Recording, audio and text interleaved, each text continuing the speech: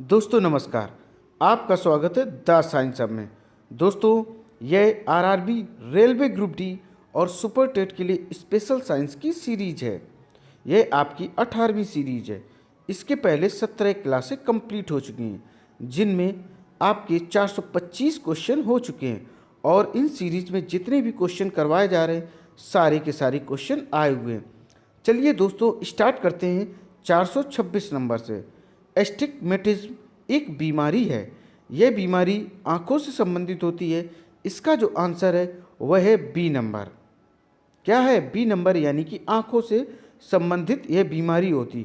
Disease of आई, हम उन बीमारियों का नाम बता दें जो बीमारियां आंखों से संबंधित हैं। जैसे कॉन्ट्रैक्ट, क्या बोलते हैं इसको? कैटरैक्ट भी बोलते, कॉन्ट्रैक्ट भी बोलते। यह होती मोतियाबिंद। और बोलते कंजक्टिविटीज़, आँख का स्थिर होना। ग्लूकोमा, आँख का बाहर निकल जाना। और ट्रेकोमा, यह ट्रेकोमा ही इसको बोलते हैं। देखिए 4-5 बीमारियां होती हैं आँखों की। पहली एस्टिग्मेटिज्म होती है, दूसरी कैटरैक्ट होती है जिसको मोतियाबिंद बोलते हैं। कंजक्टिविटीज़ होती है जिसमें आँख का स्थिर होना है बोलते हैं। ग्लूकोमा, आँख का बाहर निकल आना। और ट्रैकोमा, ये जो हमने बीमारियां आपको बताई, ये सारी की सारी आँख से रिलेटेड, यानी आँख में होने वाली ही बीमारी हैं। अब देखते हैं क्वेश्चन नंबर 427। मलेरिया रोग प्रभावित करता है। तो मलेरिया जो रोग है वो किस अंग को प्रभावित करता? तो इसका जो आंसर है सी नंबर, प्लीहा। किसको? प्लीहा को, जिसको इंग्लिश में हम लोग स्प्लीन बोलते हैं। और इसमें होता क्या है? हाई ब्लड प्रेशर और लो ब्लड प्रेशर किससे रिलेटेड है? हार्ट से रिलेटेड होता है। जब भी देखें हाई ब्लड प्रेशर में क्या होता है, जो आपकी दिल की धड़कन है वह थोड़ी सी बढ़ जाती है। और लो ब्लड प्रेशर में क्या होता है, जिसको बीपी लो बोलते हैं, उसमें जो आपकी दिल की धड़कन है या दिल की धड़कना है वह थोड़ा सा 72 से कम हो जाता। नॉर्मल व्यक्ति का जो दिल धड़कता है, वयस्क पुरुष हो या स्त्री हो, बट हो विश्राम अवस्था में, तो लगभग 72 से 80 बार।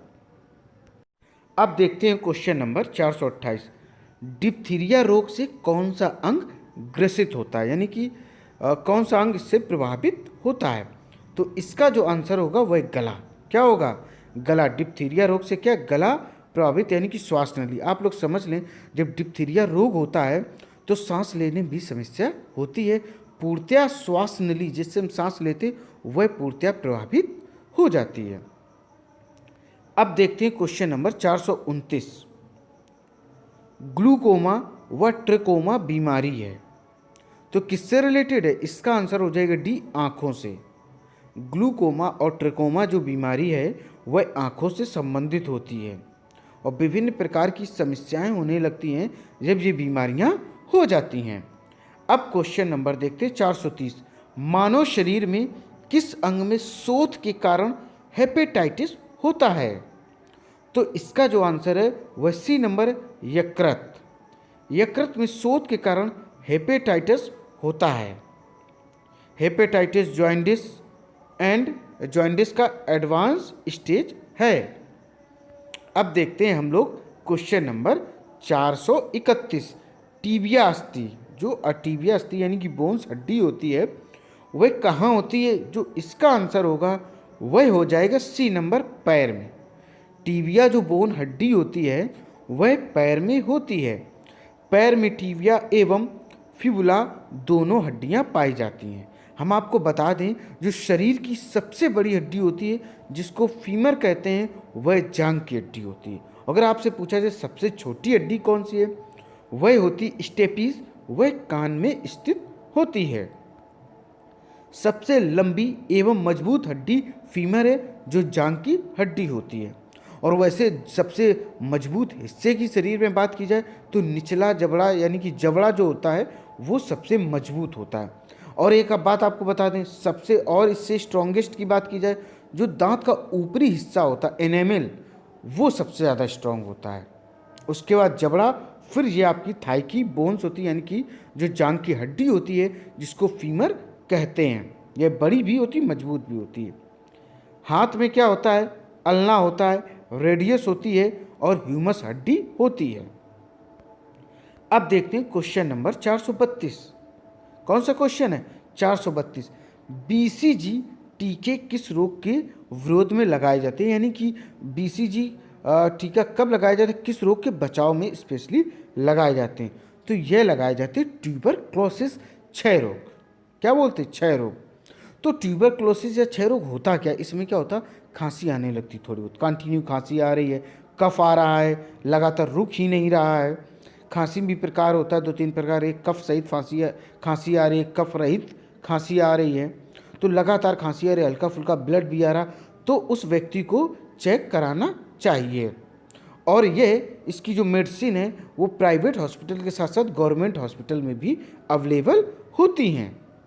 तो ये बहुत भयंकर बीमारी होती है। अगर एक व्यक्ति को है वह खांसता है, उसके संपर्क में कोई दूसरा व्यक्ति भी आता है तो उसको भी टीबी होने की प्रबल संभावना रहती है दोस्तों। अब देखते हैं क्वेश्चन नंबर 433। कौन सा क्वेश्चन है? 433। विटामिन ए की कमी से कौन सा रोग होता है? तो विटामिन ए की कमी से जो रोग होता है वो रतौंधी होता है, यानी कि इसका जो ऑप्शन है बी। रतौंधी में क्या होता है? रतौंधी में आपका जो शाम का वक्त होता है उस वक्त या अंधेरे में या शाम को कहें, व्यक्ति को दिखाई नहीं पड़ता है, तो विटामिन ए की कमी हो गई। अब बात करें विटामिन ए का मुख्य स्रोत क्या है, तो वह होता है मुख्य रूप से गाजर। यह गाजर तो होता है, इसके अलावा जितने पीले प्रकार के फल होते हैं सभी में विटामिन ए पूर्णतया भरपूर मात्रा में पाई जाती है। और विटामिन ए का जो वैज्ञानिक नाम होता है वह रेटिनॉल होता है। क्या होता है? रेटिनॉल विटामिन ए का नाम होता है। देखते हैं क्वेश्चन नंबर 434। किडनी की समस्या के रोगियों के अपोहन, जिसको इंग्लिश में डायलिसिस की प्रक्रिया में कौन से तत्व का प्रयोग किया जाता है, सम्मिलित होता है? तो इसमें जो है आंसर होगा वह होगा सी, जिसको हम कहते हैं परासरण, यानी कि ऑस्मोसिस इसको इंग्लिश में कहते हैं। किडनी की समस्या के रोगियों के डायलिसिस की क्रिया में परासरण का प्रयोग किया जाता है। इसमें क्या होता है कि वो फिल्टर करते रहते हैं। जो किडनी पहले कार्य करती, किडनी क्या करती? फिल्टर करती रहती, छानती रहती, वही कार्य सेम डायलिसिस भी करेगा। क्या? फिल्टर करते रहेंगे, ताकि जिस व्यक्ति की किडनी खराब है वह लंबे समय तक जीवित रह सके। अगर किसी व्यक्ति की दोनों किडनी खराब हो जाए तो वह जीवित नहीं रहेगा। अगर एक खराब हो जाए तो वह एक से अपने आप को सर्वाइव रख सकता है। और डायलिसिस क्या? एक ये मानव निर्मित प्रक्रिया है जिसके माध्यम से क्या करते हैं? प्यूरिफिकेशन, शुद्धिकरण और फिल्ट्रेशन या छानने का कार्य करते हैं। ये किडनी में सहायक होती है, जिससे व्यक्ति की किडनी खराब होने के बावजूद वह जीवित रह पाता है। अब देखते हैं क्वेश्चन नंबर 435। निम्नलिखित में से आंखों के किस दोष को दुरुस्त नहीं किया जा सकता, यानी कि इनमें में से कौन सा ऐसा रोग है जिसको ठीक नहीं किया जा सकता है? तो उसका आंसर होगा वर्णआंधता। इसको इंग्लिश में कलर ब्लाइंडनेस बोलते हैं। इसका मतलब क्या होता है? कुछ ऐसे व्यक्ति होते हैं या ऐसे इंसान होते हैं, उसमें महिला पुरुष दोनों आ जाते हैं, जो रंगों के भेद को नहीं देखकर समझ पाते हैं। उन्हीं को वर्णआंधता या कलर ब्लाइंडनेस कहते हैं। स्पेशली फोर्स में इस तरीके का जो आंखों का चेकअप होता है उसमें एक ही रंग के साथ एक और कुछ सेट करके दिखाते हैं जिसमें रंगों का भेद क्लियर नहीं हो पाता है। वो टेस्ट क्यों होता है? वो इसलिए टेस्ट होता है कि यह जो बीमारी है कहीं इस व्यक्ति को कलर ब्लाइंडनेस या वर्णआंधता की बीमारी तो नहीं है।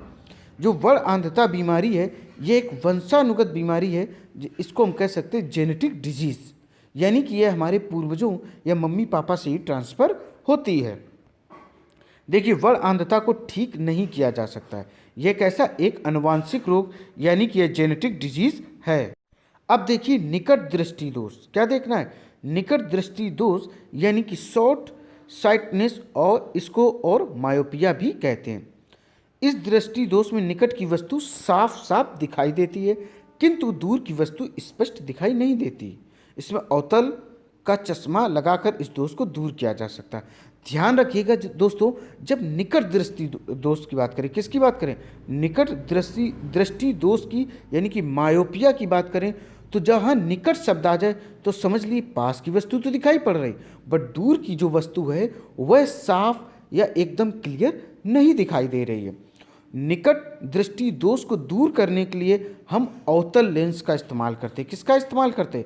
अवतल लेंस का इस्तेमाल करते हैं। अब बात करते हैं दीर्घ दृष्टि दोष यानी कि लॉन्ग साइटनेस, या इसको हाइपरमेट्रोपिया भी कहते हैं। क्या कहते हैं? हाइपरमेट्रोपिया भी कहते हैं। इस दोष में दूर की वस्तु स्पष्ट दिखाई नहीं देती, किंतु निकट की वस्तु स्पष्ट दिखाई देती है। जो दूर की वस्तु है वो स्पष्ट दिखाई देती है, बट लेकिन जो निकट की वस्तु है हमें साफ नहीं दिखाई देती। तो ये हाइपरमेट्रोपिया क्या होता है? मतलब दूर की वस्तु क्या है वो हमें दिखाई पड़ेगी, बट निकट की जो वस्तु है वह हमें दिखाई नहीं पड़ेगी।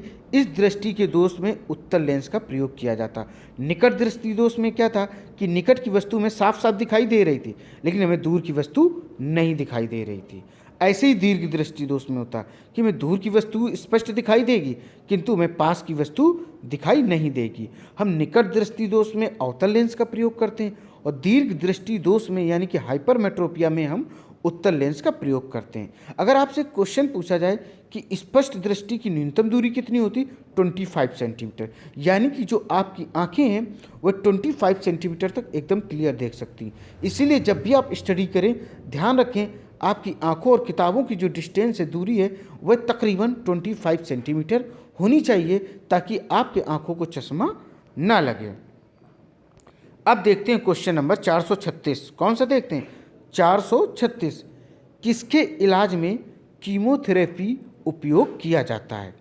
यानी कि कीमोथेरेपी किसके ट्रीटमेंट में यूज किया जाता है? तो इसका आंसर है कैंसर। ए नंबर आंसर है, जिसको हम कहेंगे कैंसर। इसको हम कर्क रोग भी हिंदी में कहते हैं। देखिए कैंसर की एक विशेषता बता दी। कैंसर होता कैसे? जब शरीर में अनियंत्रित कोशिकाएं लगातार बिना रुके वृद्धि करती हैं और उनमें किसी भी प्रकार का नियंत्रण नहीं रहता है, तो वो कैंसर का रूप धारण कर लेती हैं। और इसमें 1, 2, 3 लगभग 4-5 स्टेज भी कैंसर के होते हैं। और कैंसर के लक्षण क्या होते हैं? बाल सबसे पहले शरीर के जाने लगते हैं, स्पेशली सिर के बाल कैंसर में जाने लगते हैं। तो कैंसर अगर सारे स्टेज पार कर गई, ये 3 स्टेज तकरीबन, तो कैंसर का कोई ट्रीटमेंट नहीं होता। फर्स्ट सेकेंड में क्लियर हो जाए तो कैंसर का ट्रीटमेंट होने की संभावना रहती है। अब देखते हैं जोड़ों का दर्द। इसे गठिया या वात रोग भी कहा जाता है। इस रोग में व्यक्ति को जोड़ों का दर्द रहता है, जिससे चलने फिरने में तकलीफ होती है। संधियों में साइट्रिक अम्ल के क्रिस्टल जम जाने के कारण वह रोग होता है। साइट्रिक अम्ल जम जाने के कारण कौन सा रोग होता है? यही जोड़ों के दर्द वाला रोग होता है। अब क्वेश्चन देखते हैं 437 नंबर। मायोपिया से क्या तात्पर्य है? यानी कि मायोपिया का मतलब क्या है? निकट दृष्टि दोष। तो इसका मतलब क्या है? निकट दृष्टि दोष। मायोपिया को हिंदी में क्या कहते हैं? निकट दृष्टि दोष। इसमें क्या होता है कि पास की वस्तु एकदम साफ दिखाई देगी, बट दूर की वस्तु नहीं दिखाई देगी। अब आते हैं क्वेश्चन नंबर हम 438 पर। मानव नेत्र के दूरदृष्टि दोष को यह भी कहा जाता है। क्या कहा जाता? हाइपरमेट्रोपिया। इसका आंसर हो जाएगा डी नंबर। अब देखते हैं क्वेश्चन नंबर 439। शरीर में निम्नलिखित में से किसकी अधिकता से हृदयघात यानी कि हार्ट अटैक आता है? तो इसका जो आंसर है वह है बी, कोलेस्ट्रॉल। क्या है? कोलेस्ट्रॉल। मानव शरीर में कोलेस्ट्रॉल की अधिकता से हृदयघात होता है। अब आप समझिए कोलेस्ट्रॉल क्या होता है। जितने डिफरेंट टाइप्स के फास्ट फूड होते हैं, जब इनको हम खाते, इसी से कोलेस्ट्रॉल कलेक्ट होता है। यही जाकर क्या करता? हार्ट अटैक करता। हार्ट अटैक आता कैसे? हार्ट अटैक आता है जब हार्ट ना तो ब्लड सप्लाई कर पाए, ना ही हार्ट में किसी भी तरीके का ब्लड जा पाए, तो हार्ट अटैक आने की प्रबल संभावना हो जाती है। अब देखते हैं क्वेश्चन नंबर 440।